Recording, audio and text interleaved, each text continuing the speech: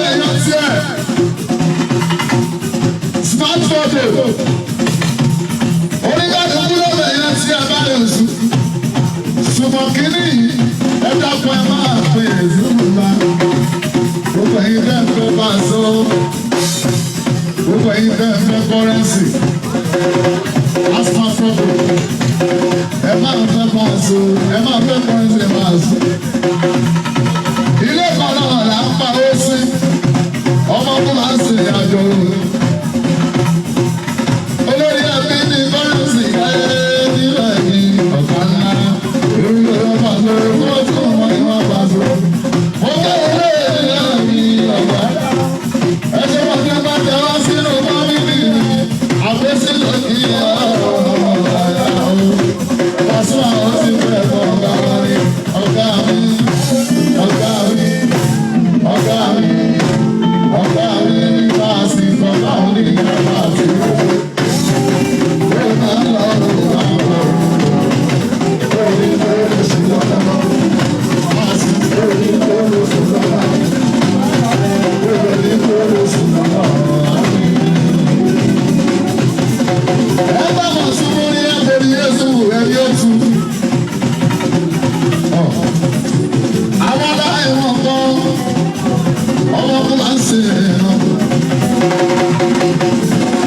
Ìjọba lè fèsì dáadáa.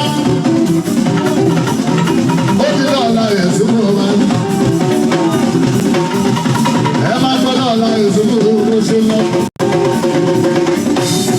Ọmọ tó máa ń ṣe ọmọ ọ̀gá ọjà máa ń sùn. Ènìyàn lẹ́nu kan náà.